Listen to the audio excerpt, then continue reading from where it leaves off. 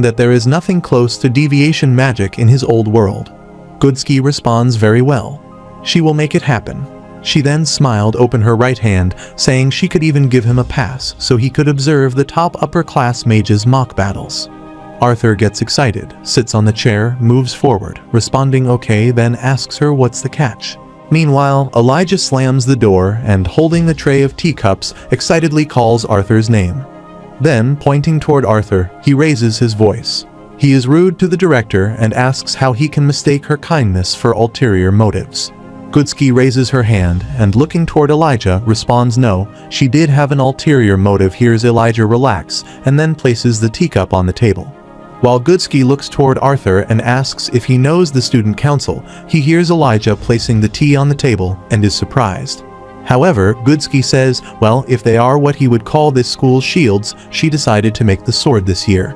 And she wants him to join the disciplinary committee and hears Arthur ask what.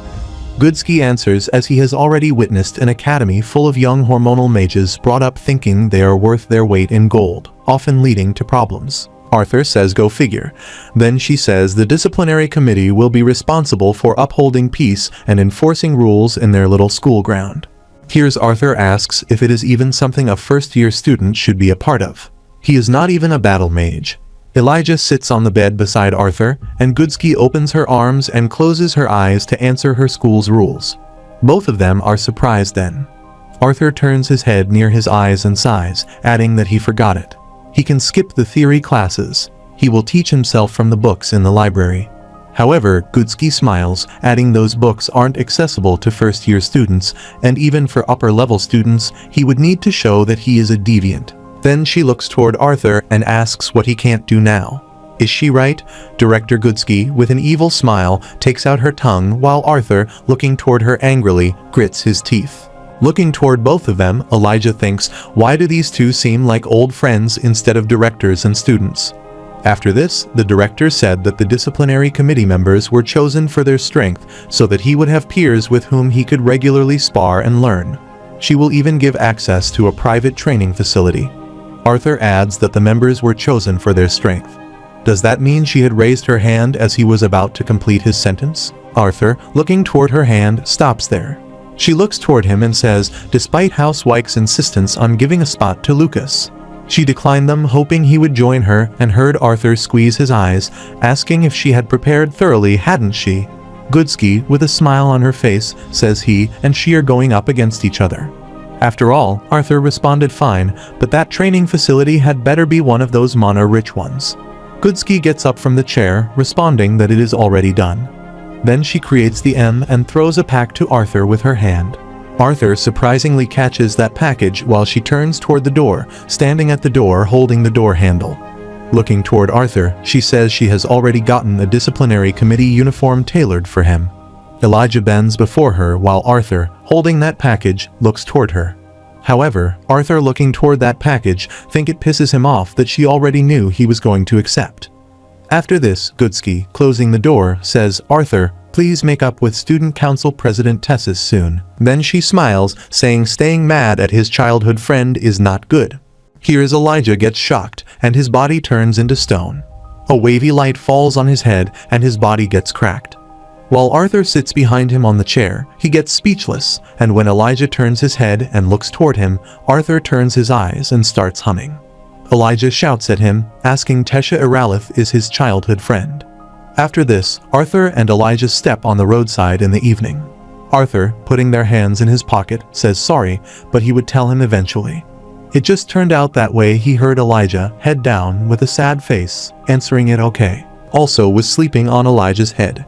Then Elijah explains that he too has what he might call a childhood friend, as this was a healthy girl with golden hair. She jumps toward Elijah, closing her arms and asking, let's go on a date. Elijah is crying and tightly closing his arms, answering no, never.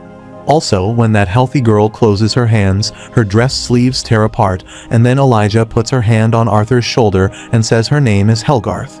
Arthur creates Elijah, and that girl's picture in his thoughts, looks up, laughs, and adds that he sees she sounds like a lovely little girl. After this, Arthur, climbing the S, Elijah stepping after him, asks Lilia P. to assess Cathaln and even Princess Tesha. Further, he asks what's next. Is he going to start flirting with God? Arthur smiles, answering he never flirted with anyone. However, they both enter the mess room. While on the way, Elijah looks toward Arthur and asks what makes it even worse. Then Elijah opens his arms and asks if he oozes attractive pheromones.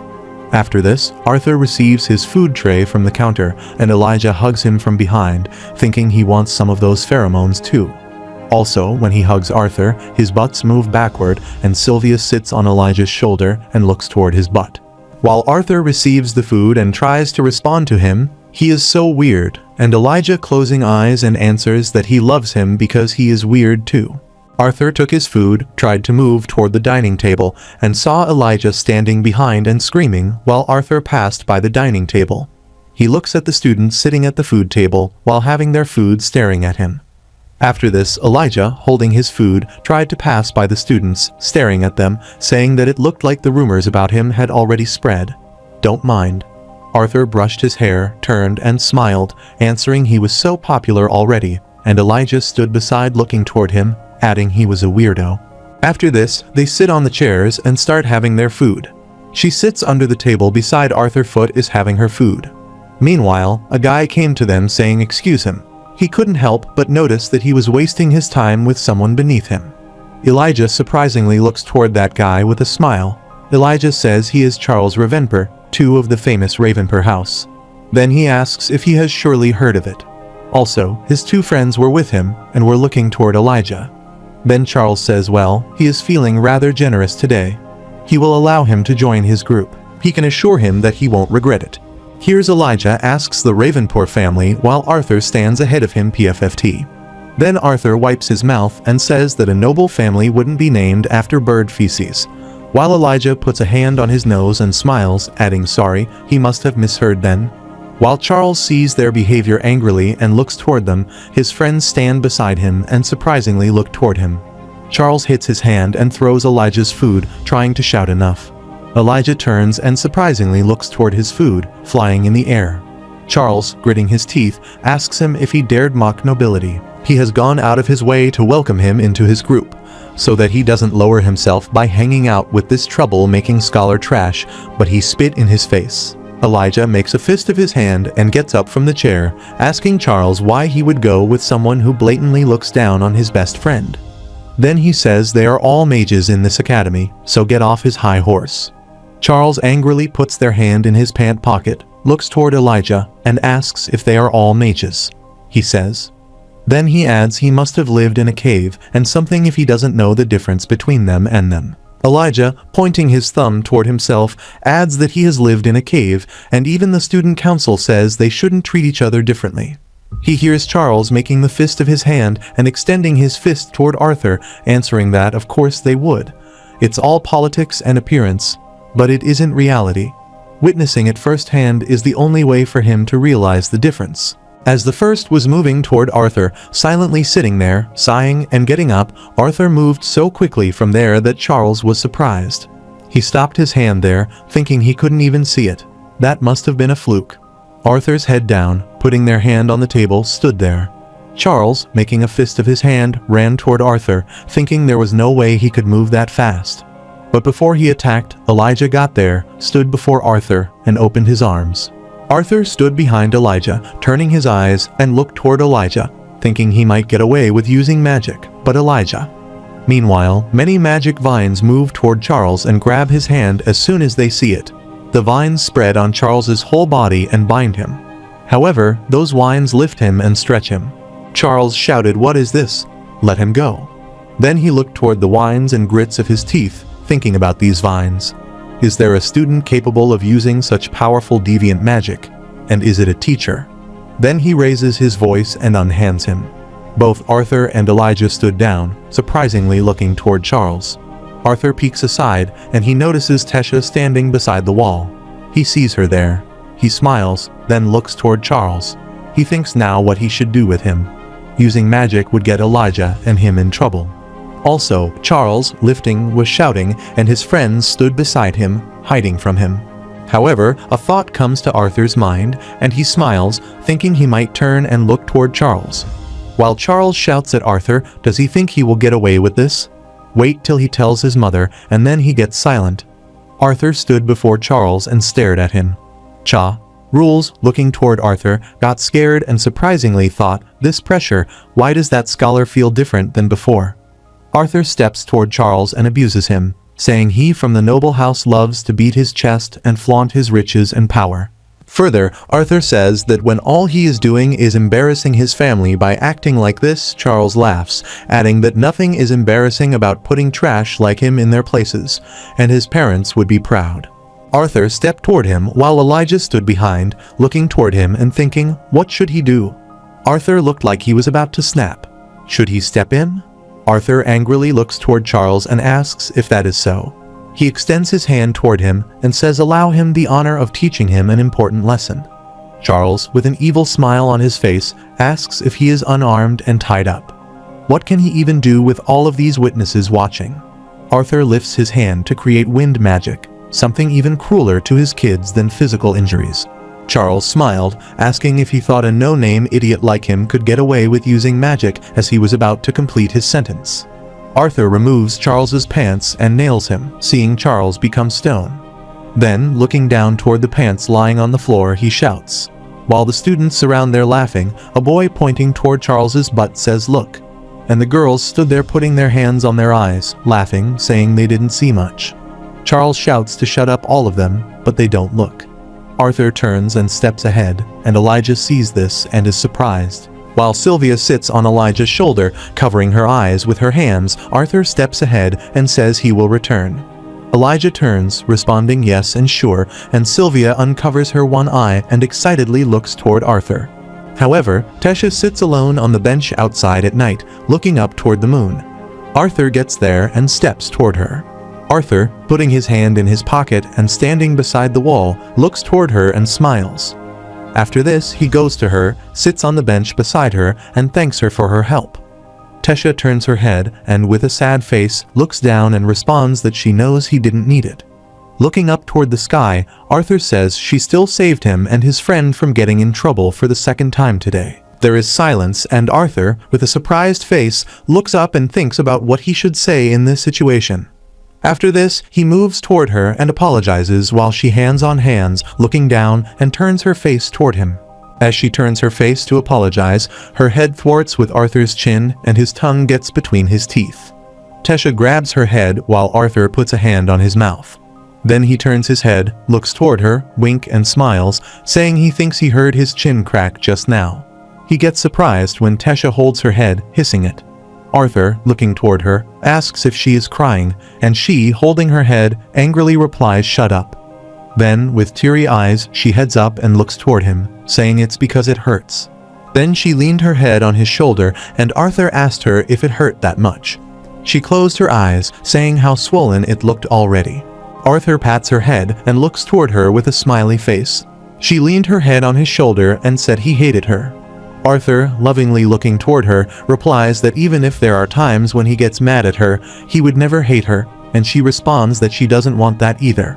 She hears Arthur get speechless, and then turns her head and lovingly looks toward him, saying she doesn't want him to get mad at her. Arthur, looking ahead, sighed, adding well, this time he was wrong. He knew she was looking out for him, and he shouldn't have lashed out at her like that. Tesha answered no. She was bad too, and she shouldn't have called him out in front of all those people. However, Tesha closes her eyes, sighs, and smiles, adding that she guesses she is still trying to get the hang of this whole student council president thing. She is sitting there with her head on his shoulder, and they both are talking. Elijah, with Sylvia, gets there, saying Charles just managed to get out of the vines and pull his pants back up. Then he laughs, saying he should have seen his face. As he was about to complete his sentence, he was surprised to see Arthur and Tesha there. Sylvia excitedly jumps toward Arthur, and Elijah looks toward Arthur and makes the puffy face say his words.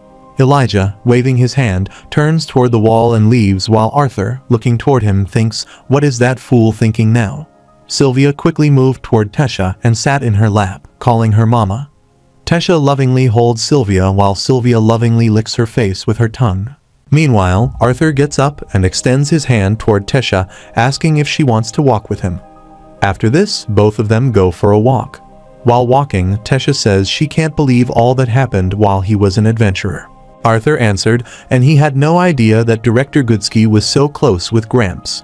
No wonder she knew so much about him. Tesha, holding Sylvia in her arms lovingly, looks toward her, saying yes, it's one of the reasons why she was able to become her disciple. She is sure his skills had more to do with it. Also, when Tesha lovingly looks toward Sylvia, she lovingly looks toward Tesha. Moreover, Tesha, looking toward Arthur, thinks he has changed so much since she last saw him. Even the way he moves feels so purposeful on his face. Then she pouts, thinking that she is jealous of that Jasmine woman. She wishes she had an adventure with him for 2 years. Surprisingly, as she was looking toward Arthur, he turned his head and looked toward her, asking if something was wrong.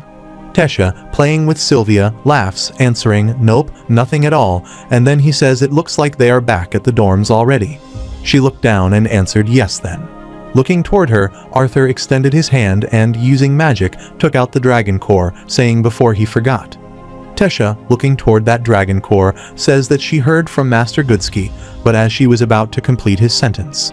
Arthur, extending the dragon core toward her, says there is little present for becoming a dual elemental mage. Then he put that dragon core in her hand, and she, taking that dragon core, thinks she can't possibly take this. Arthur smiles, saying he couldn't think of a better gift for her than this, and she lovingly looks. Arthur calls his name. After this, Arthur, with Sylvia on his shoulder, steps ahead, then turns and waves his hand, saying anyway, they both have a big day ahead tomorrow. Get some sleep. He will see her around, and she lovingly waves her hand and wishes him good night. Then, while looking toward Arthur, she thinks, really now giving something so precious away that casually, and then she, holding that dragon core in her hand, lovingly looks toward it. However, Arthur goes to his room. He is surprised to see Elijah in his bed. He folds himself in the blanket and moves. Arthur stood there looking toward the blanket. Suddenly, Elijah put his mouth out of the blanket from the leg side and welcomed him back. Both Arthur and Sylvia, looking toward him, get scared and Arthur shouts, abusing him.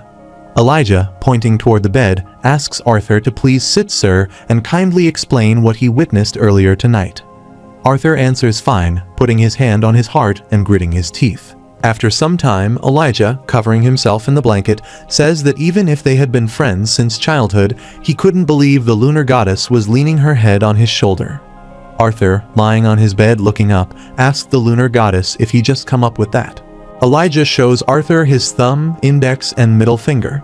He answers no, it's a name that the students of this school have bestowed upon their student council president.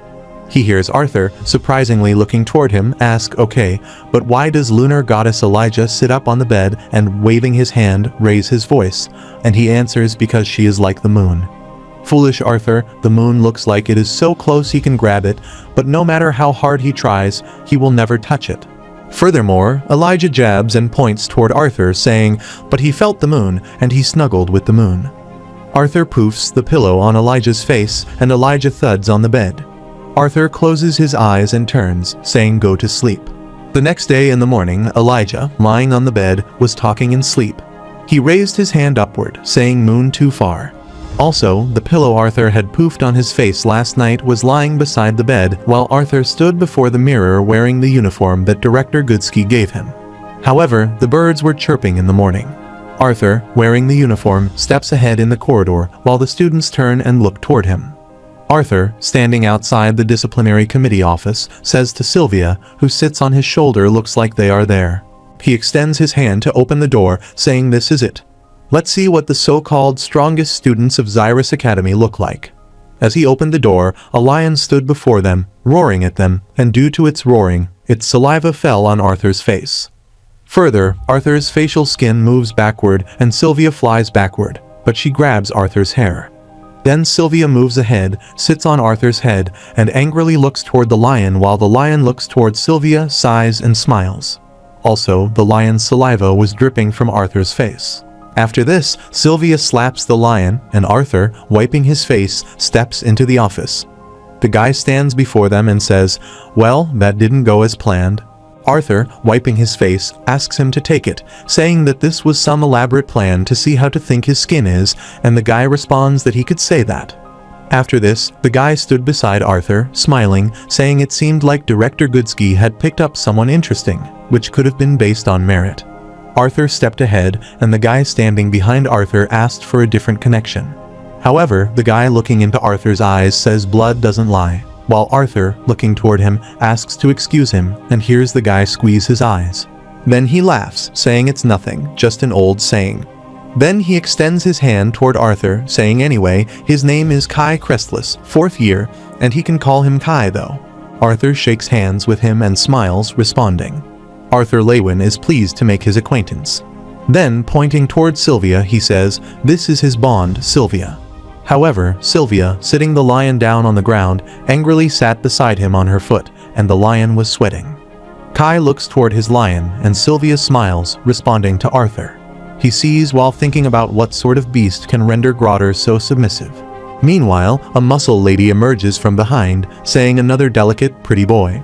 Both Arthur and Kai turn their head and look toward her. Kai, looking toward that lady, smiled. Also, behind them, Sylvia sat on the lion, and the lion's head down was sweating. However, that muscle lady leaning beside the wall with a folded arm asks why there aren't more real men on this committee.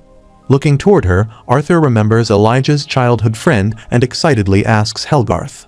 That muscle lady, angrily looking toward Arthur, asks who in Mother Earth's name is Helgarth. Her name is Doradria Orgard. In the 1st year, Arthur looks at her sweat. Then he extends his hand and smiles, saying it's nothing nice to meet her, Doradria. He is Arthur Lewin. He is a 1st year like herself. Let's get along. As he was about to complete his sentence, she slapped Arthur's hand and laughed, saying stop acting so stiff. After this, Kai stood ahead, turning his head and saying, come on, the other DC officers are waiting in the other room. After this, the 3 of them moved to the other room. While on the way, Dorandrea says Arthur's director Goodsky didn't even tell them his name, let alone give any details. Kai laughs, adding that everybody is pretty curious. Also, Dorandrea was ahead of them, and Arthur and Kai stepped after him. Behind them was Kai's lion, and Sylvia was sleeping on the lion's head. As they arrive near the room and stand outside the room, Dorandrea turns and pulls Arthur's hand and takes him with her. Bam, the room door enters, saying everyone, the last guy, is there. Prince Curtis sits on the couch and sees Arthur get up, saying he knows it. Arthur surprisingly looks toward Curtis. However, Curtis looks toward Arthur and smiles, saying it is him. Arthur smile, asking Curtis why he is surprised. After this, Curtis looks toward Kai Grotter and Sylvia, who sit on Gearwaiter's head, and says he knows Kai took Grotter to scare him, but it seems that somehow the opposite has happened. Arthur, looking toward Grotter, asks Curtis if this is his bond. Wait, is this the same world lion he purchased at the auction when they first met? Curtis laughed that they formed an equal contract after he reached a class last year. Arthur shakes hands with Curtis, congratulates him, and says it's feeling good to see him again. Curtis grabs Arthur's hand, laughs, responds likewise, and welcomes him to the disciplinary committee. Dorandrea stood beside them. Sometimes she turned her head and looked toward Arthur, while sometimes she turned her head and looked toward Curtis. Then she surprisingly asked. They knew each other already while Kai stood behind and confusingly smiled. Curtis answers her not. Just he hears Arthur grabbing his hand and surprisingly looking toward Curtis. Meanwhile, Prince Cathelm gets there, steps the stairs, and looks toward Arthur. She says it's good to see him again, Arthur. Moreover, Arthur looks toward her and smiles, responding, it's good to see her too, Princess Cathelm, and she nods. Meanwhile, a lady with skin hair color stood beside the railing of the stairs, asking if he had forgotten someone. Then she smiled, saying long time no seen Arthur. Arthur stood before her folded arm and asked if he was sorry if he knew her. She put a hand on her heart and shouted, it's he, Fairith Ivisar. As soon as he heard her name, he surprisingly beat his fist on his hand and remembered everything. Then he pointed toward her smile, saying Fafi. While she shouted, adding that Fairith and Dorandrea stood behind with other team members laughing. After this, Fairith closes his eyes and puts a hand on her heart, saying she may be a first year like him, but she is still a few years older than him, so please treat her with respect. Arthur turns and scratches his head, smiling, adding that it feels like yesterday when he knocked her out with one punch. This was a good time. Fairith stood behind them and shouted at him. He was doing it on purpose, wasn't he? Meanwhile, a lady with maroon hair wiping her face with a towel gets there, saying it looks like they are the only other strangers, and then she puts her gun aside. Arthur stood there looking toward him while Fairith stood before screaming at him. Then the lady with maroon hair picked up her belt. She is Claire Bladeheart's 6th-year battle mage student and the leader of this little ragtag group. Also, a guy standing beside Claire and Arthur, looking toward her, surprisingly asks Bladeheart if perhaps related to Caspian Bladeheart. Claire asked him if he knew her uncle. Arthur waved his hand and smiled, answering no. Then, remembering the fighting time between him and Caspian, he smiles, saying he has just heard many great things about Caspian Bladeheart's strength from his father. She hears Claire buttoning her uniform and smile, answering well, her uncle started training her almost as soon as she awakened. So, many of her techniques are similar to his, but she is happy he recognizes his name. After this, the guy beside Claire named Theo comes to Arthur, and Arthur surprisingly looks toward him. Then he looks toward Arthur and says it seems the disciplinary committee has stooped low enough to recruit twerps. Then he lifts his hand before Arthur, and Arthur extends it toward him, and they shake hands. Theo grabs Arthur's hand and presses it. Arthur surprisingly thinks this is gravity magic. Is he testing him? However, Arthur grits his teeth and uses his fire magic, thinking of it. He didn't think he would be standing right now if it was for his body assimilation with Sylvia's beast will. Using his magic, Arthur stands before him, grabs his hand, and sees Curtis humming while Ferrith grits his teeth and other team members silently look toward both of them. After shaking hands with Arthur, Theo looks toward his hand and says not wrong.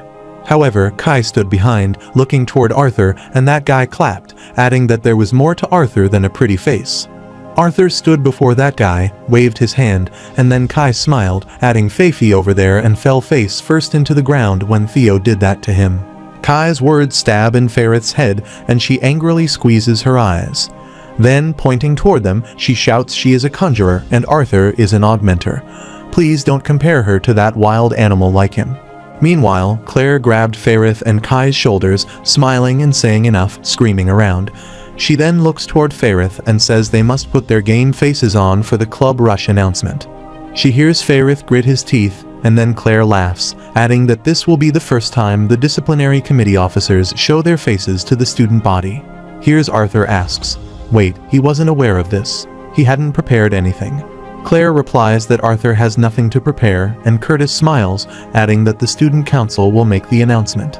All they have to do is walk in and look tough. Also, Princess Coddle stood beside her brother and nodded.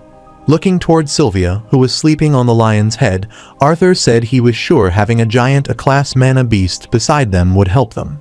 Moreover, Claire claps, adding all right. Then she opens her arms and says, let's show all the entitled students out there what they will be up against if they choose to break the rules. After some time, Tesha was giving her speech in the hall, and she stood beside the rostrum, adding that all of the rules of the Club Rush had been stated. The student council would like to formally introduce a committee handpicked by the director to resolve and prevent student disputes and enforce punishment for troublemakers to uphold peace and safety for all students. She hears the students murmuring, and Tesha points aside toward disciplinary committee members who step on the stage and say, please join her in welcoming them to the disciplinary committee. After some time in the classroom, students sit on their seats to take the lecture, murmuring a brown-haired girl looking toward Arthur. She asked her friend if she wasn't one of the DC officers they saw yesterday. Her friend sits beside her with orange hair and answers yes at the Club Rush ceremony. She thinks his name is Arthur. Also, a girl sitting on the bench beside them was head down, sleeping on the other side. The boys looking toward Arthur were murmuring. One of the boys with green hair and folded arms says a first-year scholar mage is getting into the DC. He's got to have connections, and his friend stood beside him, responding he was just jealous because he also applied for it. Further, he says he heard that all the DC officers must be super strong though. As students discussed Arthur's eyes, Elijah stood beside them, putting a hand on his shoulder and asking how popular he is, Mr. Tufin DC's officer.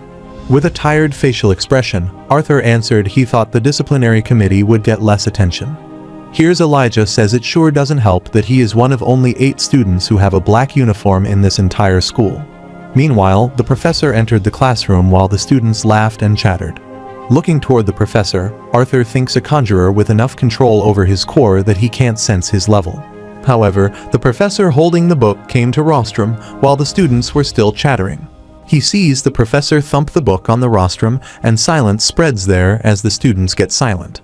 Then the professor, putting their hand on his chest, says, now that he has everyone's attention, allow him to welcome everyone to the fundamentals of mana theory, and he is Professor Avius.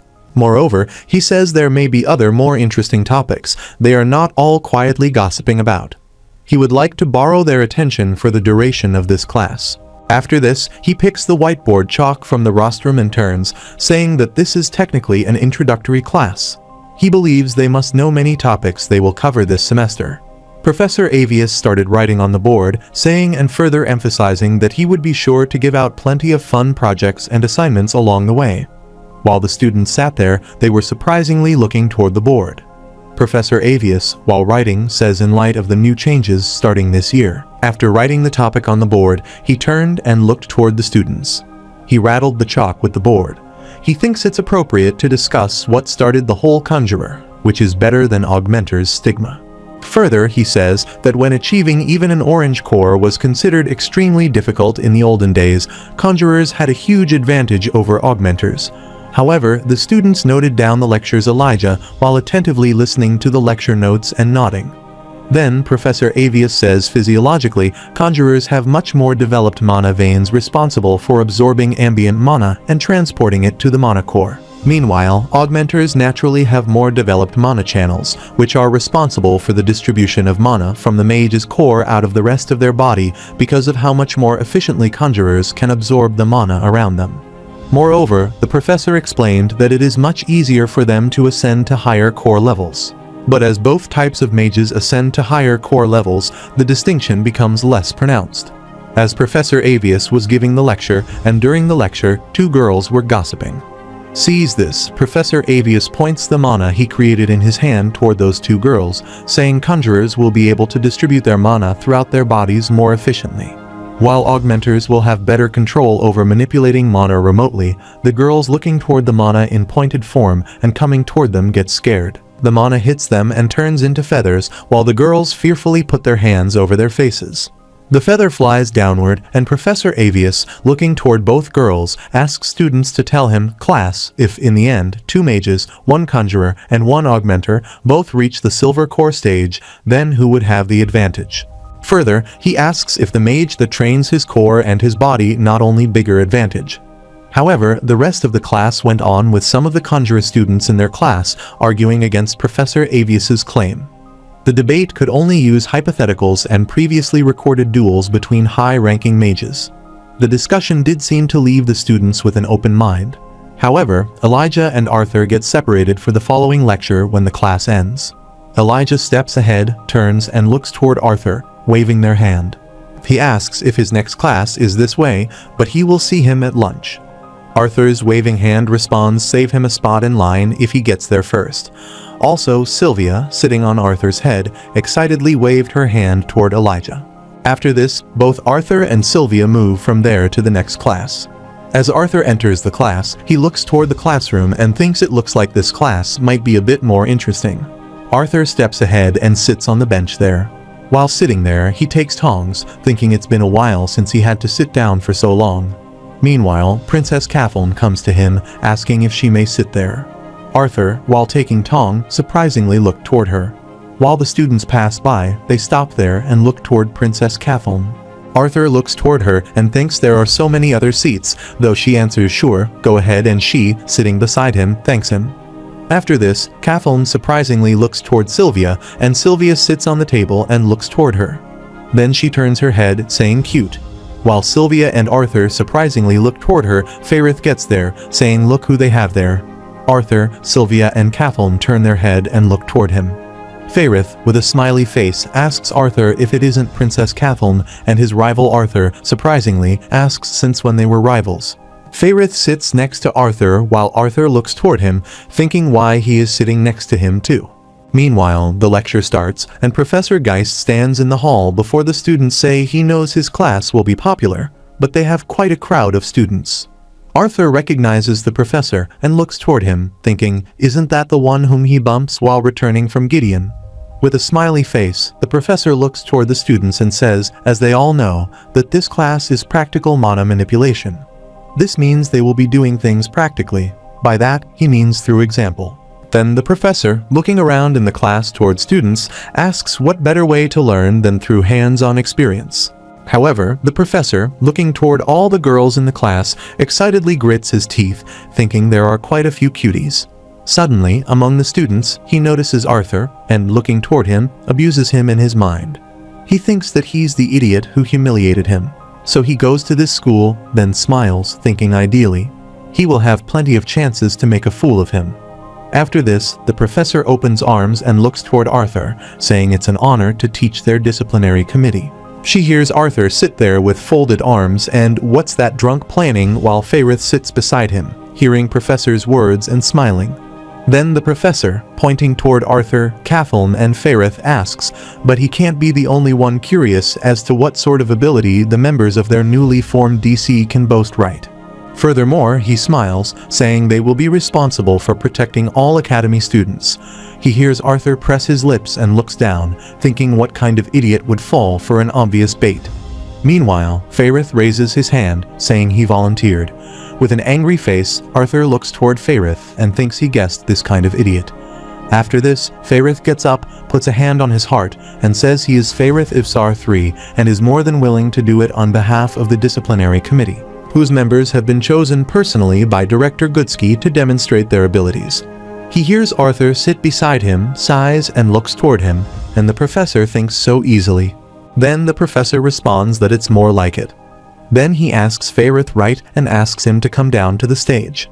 Fairith came down the stage and stood before Professor bent before him, saying it was an honor to receive his teaching. And because he can't sense his mana core level, he assumes his level must be higher than his own. Professor stood before him, putting hands on his waist, then extended his hand and created the mana, saying he is an augmenter. He will only use a long-range attack in this demonstration, and then the professor, with the help of his mana, will take out his sword. After this, the professor stood there, placing the tip of his sword on the floor, then he turned and looked toward the students, who winked and smiled, saying this way: if he was to lose, he would at least have an excuse to hear the student laugh. However, the professor pipped the yellow item and, holding it in his hand, asks with the barrier activated begin. Fairith took out his magic wand and created the magic, answering his pleasure. Then he swung his wand and created the flood domain magic. Arthur sits there looking toward them, smiling, thinking a higher tiered spell that adjusts the territory to be more advantageous to the caster. Didn't think Fairith would know a domain spell.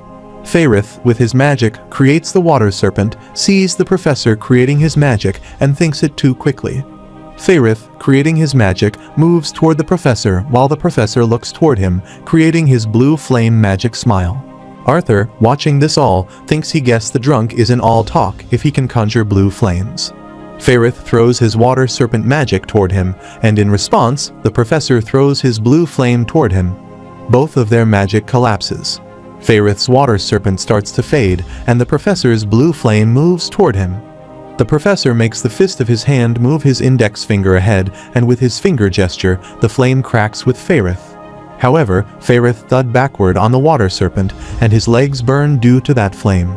As Fairith sits injured, his water serpent magic surrounds him, while the professor steps toward him, sees Fairith's head down, and raises his hand, saying he concedes. Arthur presses his lips, thinking he is just trying to boost his ego by purposely humiliating Fairith. Holding his blue flame magic in his hand, the professor turns his head and looks at Arthur with an evil smile. After this, Fairith returns to his seat with a sad face, and Arthur sits there looking toward him, appreciating, saying he did well. However, the professor stood on the stage, opening his arms, saying let this be a lesson to all of them. He had assumed that with his elemental advantage, Mr. Fairith Ivsar could protect himself against his spell. Further, he says he had misjudged. Then, smiling, the professor asked if anyone from the disciplinary committee would answer as he was about to complete his sentence. Cathelm got up from her seat.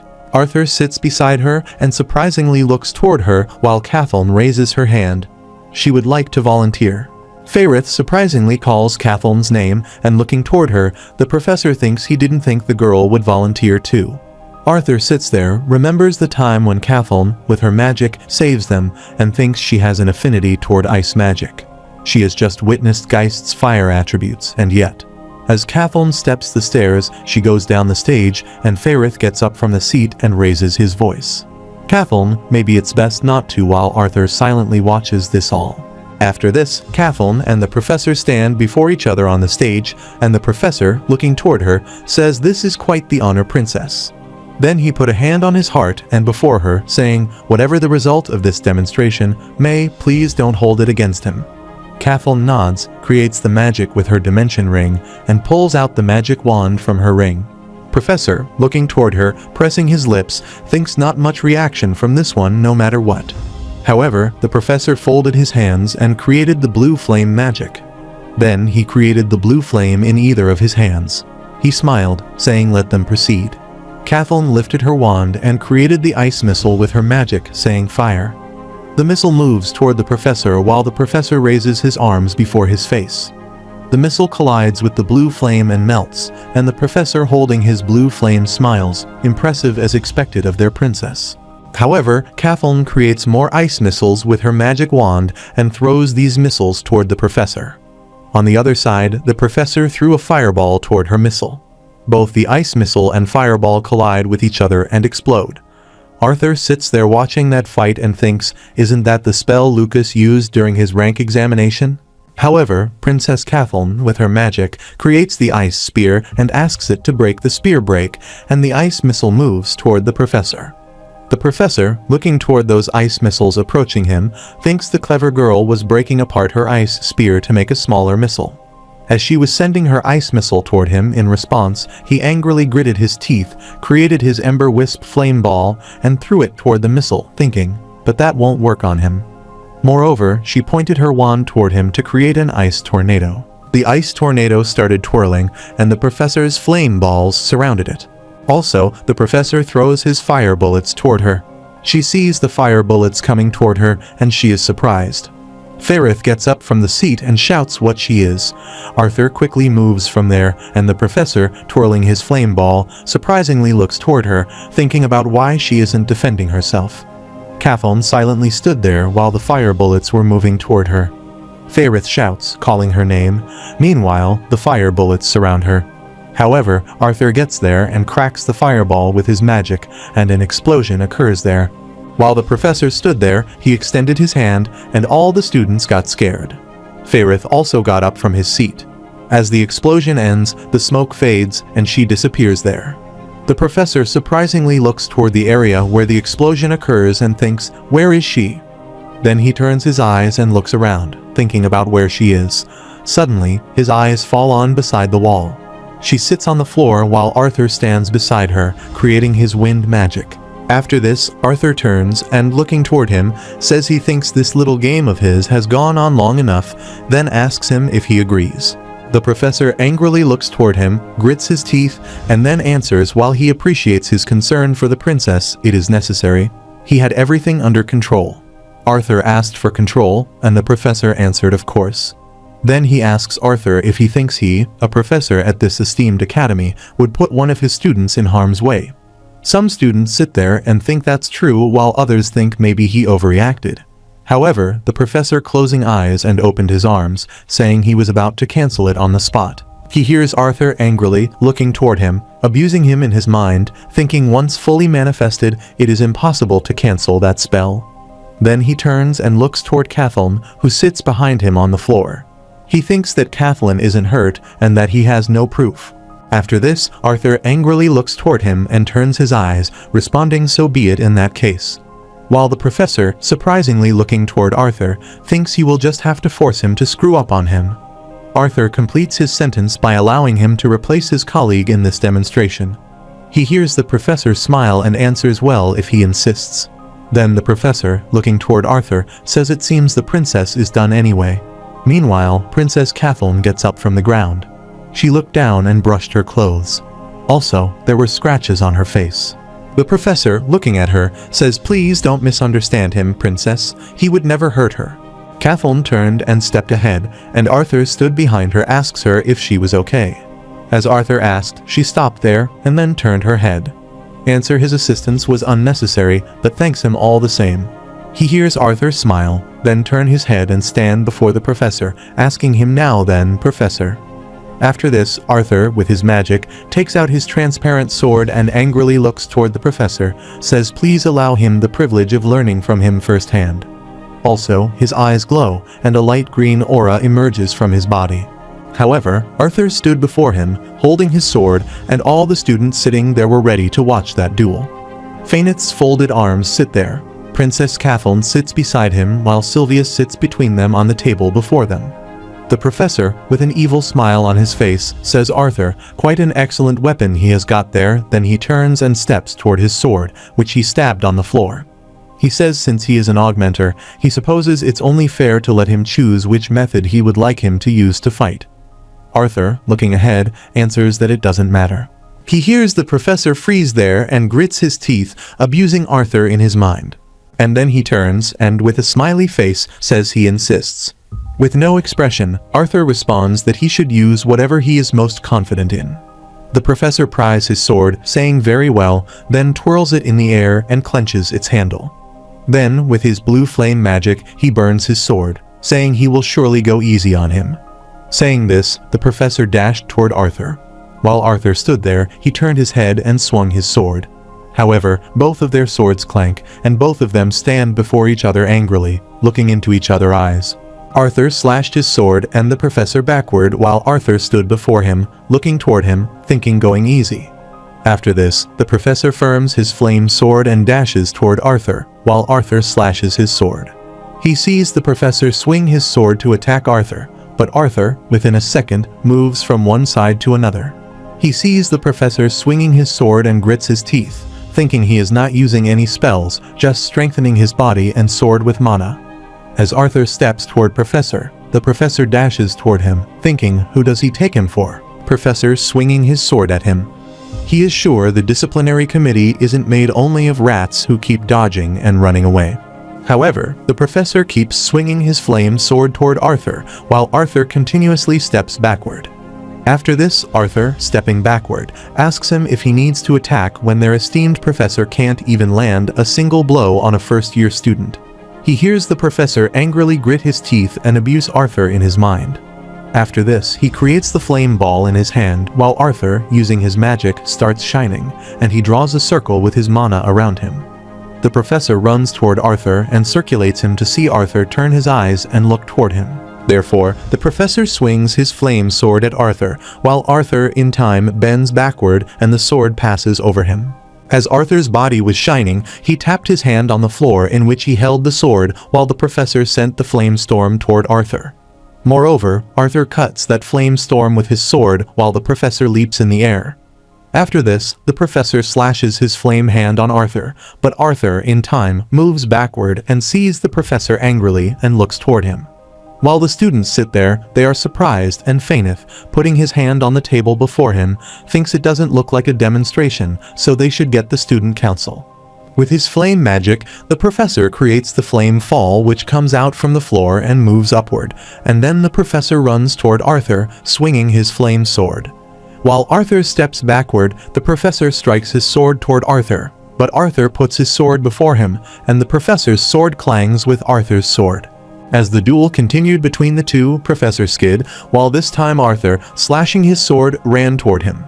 Arthur struck his sword on him as the sword passed by the professor's neck, and in time, the professor slipped backward. Then, angrily looking toward Arthur, gritting his teeth, he thought this idiot got faster. With his shining body head down, Arthur says even rats become deadly when cornered. Then Arthur extends his sword toward the professor and calls him. However, the professor angrily looks toward Arthur, and Arthur dashes toward him, swinging his sword. While the professor stands before him, Arthur gets scared, and with Arthur's strong aura, Arthur comes close to the professor and slashes his sword. Arthur's sword clashes with the professor's sword, and the professor starts staggering. While Arthur swings his sword, he moves toward the professor and sees Princess Kathleen and Fainith surprised. Catherine says Arthur is pushing Professor Geist back, and Fainith gets up from the seat, surprisingly responding that he is on a different level. Arthur swings his sword and steps toward the professor, while the professor moves backward. Using his magic, the professor opens the shield and creates it around them. He sees Arthur smile, thinking it is time to end this. Arthur clangs his sword while the professor moves backward, and then the professor swings his sword toward Arthur. In response, Arthur swings his sword, and then both swords ring. Arthur dashes toward Professor. While the professor places his sword before him, Arthur strikes his sword and both swords clang. As the duel continued between the two, the professor asked if he thought this was enough. Arthur swung his sword and answered no. However, Arthur striking his magic sword creates the magic tempest, while the professor, holding his flame sword, moves backward. With his magic, Arthur creates the magic tempest saying, "But this might be," and then he moves his tempest toward the professor. While the professor places his sword before him, he moves backward. Arthur, sending his magic tempest toward him, steps ahead. The professor tries to stop that storm with his sword, but Arthur's magic tempest pushes the professor backward and leans him against the shield wall. As the storm was so strong and making the professor backward, the shield wall beside the professor started to crack. The professor thuds with the shield and sees Arthur smile. The wall begins to crack, and the professor's neck gets scratched due to magic tempest. He places his sword before him and raises his voice to stop. Meanwhile, the shield cracked, and the professor crashed outside the shield, thudding on the floor. His sword also slipped from his hand and fell. While Arthur stood beside him, stabbing his sword into the floor, the professor lying on the floor turned his eyes and looked toward the sword near his neck. Arthur stood beside the professor, placing his hand on his sword handle, and with his glowing eyes looking toward the professor, he thanked him for his guidance. After this, Arthur pulls back his sword in his dimension ring, and then looks toward the students clapping for him. Also, he noticed Princess Kathleen, who was steeping the stairs toward the exit door, and then both Arthur and Faineth stepped after her. Arthur, stepping toward her, calls her name as three leave the class. Arthur stepped toward Princess Kathleen while Faineth stood behind him, grabbed his shoulder, calling his name. Arthur turns and looks toward Faineth. Also, when Arthur turns, Kathleen stands ahead, stops, turns her eyes, and looks toward Arthur. Faineth, with a smiley face, says Arthur admits he was rather impressive back there, as expected of his rival. Sylvia was sitting on Faineth's shoulder. Sylvia jumped toward Arthur, and he caught her answering Faineth. "Thanks. He did well out there too." If he had known the type of spell the professor was using, he knows he would have prepared preventative measures. Faineth laughed, adding naturally that he hadn't anticipated he would use such a potent spell in a demonstration. Otherwise, he would have taken the victory. Meanwhile, Princess Kathleen comes to them, asking how they would possess her performance. Both of them surprisingly turn and look toward her. Also, Sylvia, whom Arthur holds in his arms, turns her eyes to look at her. Arthur places Sylvia on his shoulder and scratches his head, answering. Well, if he can be blunt, he would say that ignoring her defense to finish that last spell was her biggest mistake. Faineth gets surprised and remains silent, and then Princess Kathleen stares at them.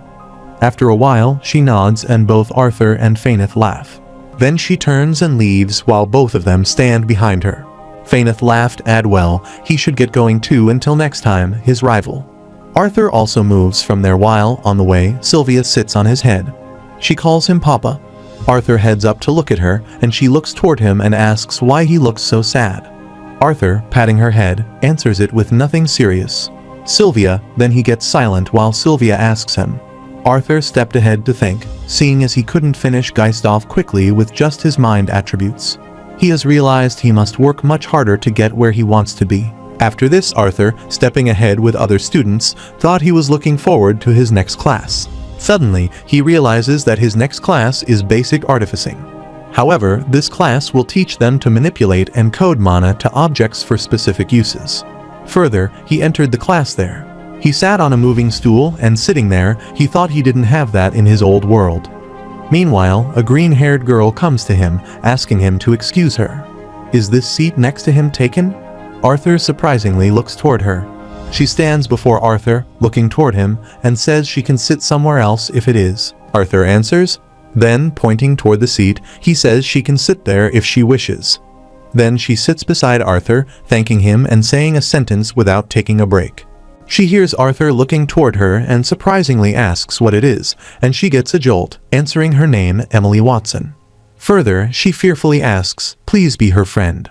She is pleased to meet him, but then gets silent and starts trembling. Arthur surprisingly looks toward her PFFT while she turns her head to stone, thinking he must think she is so weird.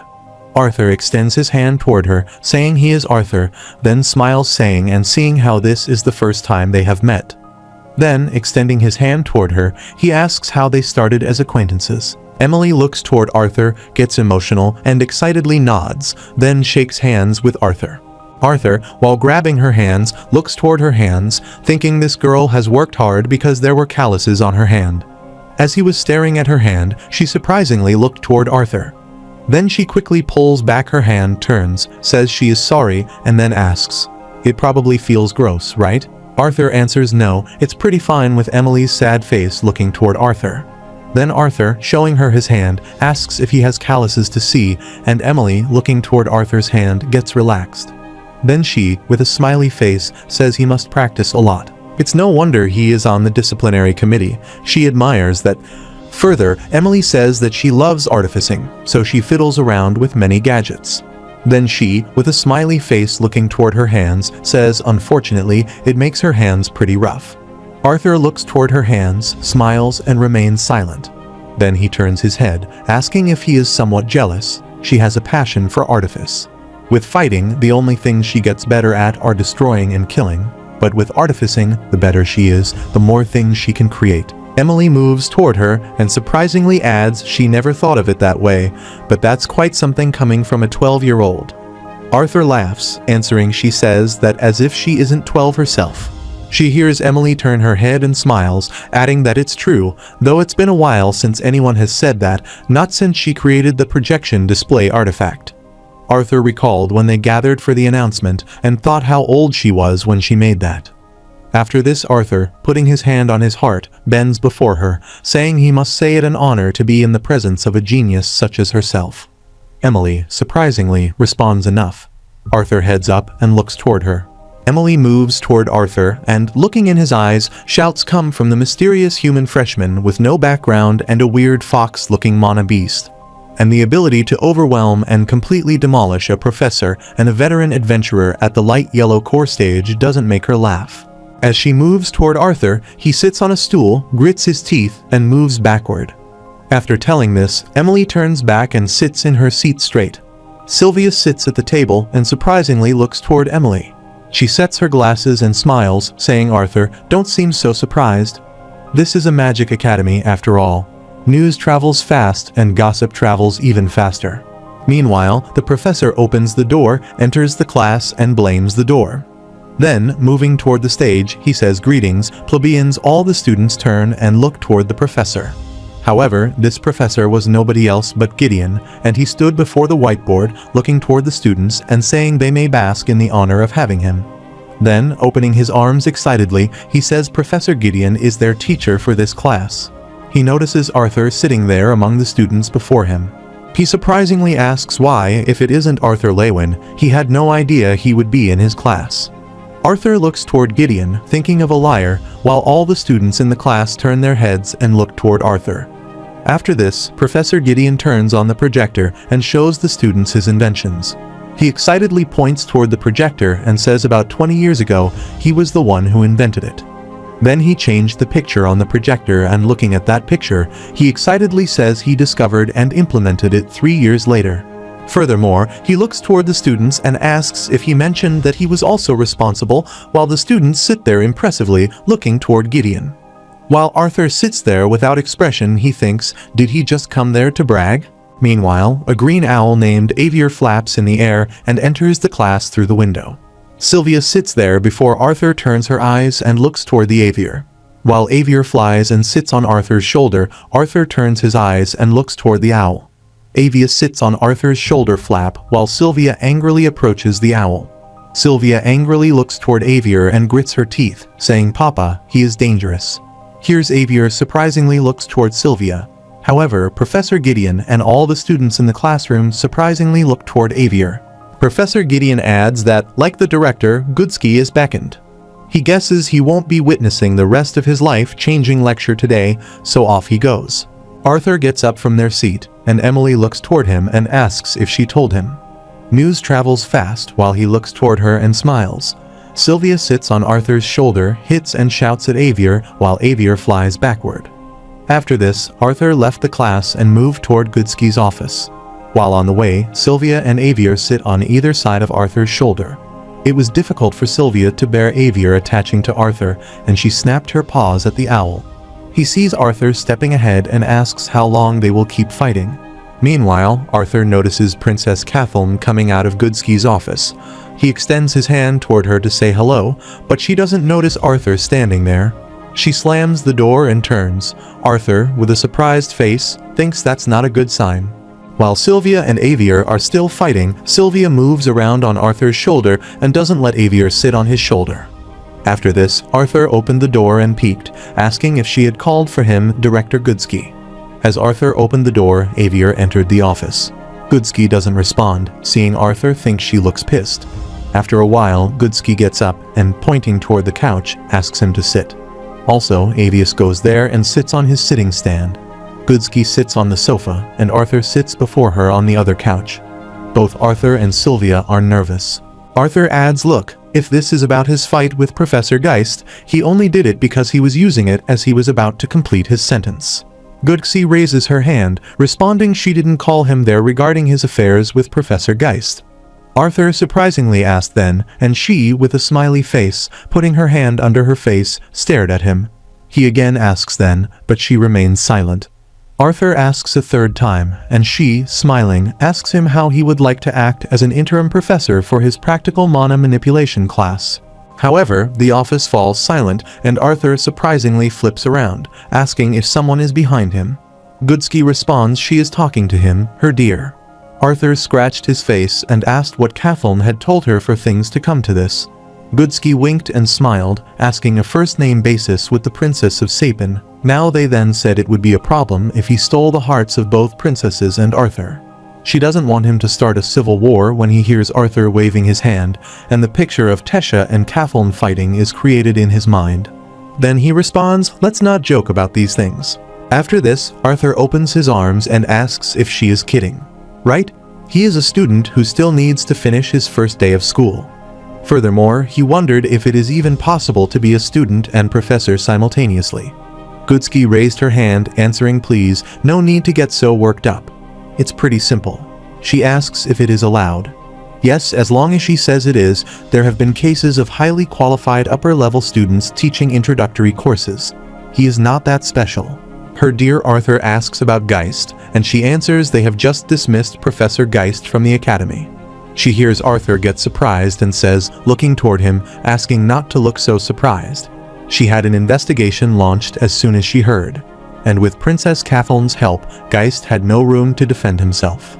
Further, she says that she has never seen the princess as worked up as she was today, and hears Arthur create the picture of Kathleen in his mind. In the first picture, she is standard, while in the second picture, she is furious. Arthur looks toward that picture and smiles, asking if that is so. Then he turns and closes his eyes, adding that he still doesn't understand why she is doing this, Director. She closed her eyes, waving her hand to answer because a spot had opened up, and she wanted him to fill it. Then she opened her left eye, adding she had no ulterior motives this time, and he didn't have to be so suspicious. But she believed it would be an excellent opportunity to build his reputation without conquering her professors. Then she says he would be put into the spotlight to some extent, but she would be well placed to defend him if necessary. Sylvia is lying beside Arthur on the couch while listening to Goodsky. She is looking toward her wink. After this, Arthur says parents are bound to complain. Goodsky smiles and puts a hand on her chest, saying they may complain, but she is the director, and it's a better solution than canceling the class. Then she extends her hand toward Arthur and says it's his choice, but wouldn't it be a better use of his time? Then, sitting through a class, he is overqualified. Arthur and Goodsky look toward each other, and Arthur looks toward her, thinks it's not like he can keep a low profile after today anyway, then responds to her fine. He will give it a shot and hears Goodsky smile, adding she is sure he will do an excellent job. After this, Arthur and Sylvia leave the office while Goodsky stands beside the window and looks toward him through the window. Goodsky, looking toward Arthur, asks what it is about that boy that always keeps her on her toes. Negotiating with him is more nerve-wracking than dealing with the royal families. Then she asks Avius what his take on him is. Avier sat beside her chair, looked through the window at Arthur, and answered that he was different. Further, he says do not view Arthur Lewin as a child. There is much more to him than the eye can see, whether mental understanding or emotional maturity. Goodski, looking toward her owl, asks what makes him so sure, and he answers his bond. When Avier says that the white fox's proper form is that of a dragon, Goodski gets surprised and surprisingly asks what. Avier, looking through the window, says he suspects his strength will not even be comparable to hers when she develops. As they looked through the window, Arthur Avier said don't make him her enemy. He will become her most excellent ally if treated with trust and respect. But if betrayed, he may be the cause of this continent's demise. After this, Arthur and Sylvia go to the mess hall. There, he holds his food tray to step ahead. Meanwhile, Elijah waves his hand, calling his name. Arthur and Sylvia turn their head and look toward him, and Elijah, with a smiley face, asks him to come over there. Also, the girl named Charlotte sits before Elijah turns her head and surprisingly looks toward Arthur. Then Arthur goes to them and puts his food tray on the table while Sylvia lays on it. Elijah, looking toward Charlotte and pointing toward Arthur, says Charlotte, this is his best friend and roommate, Arthur Lewin. She says hello to Arthur, and he sets the chair to sit and responds it's a pleasure. After this, Arthur, putting a hand on Elijah's shoulder, asks how his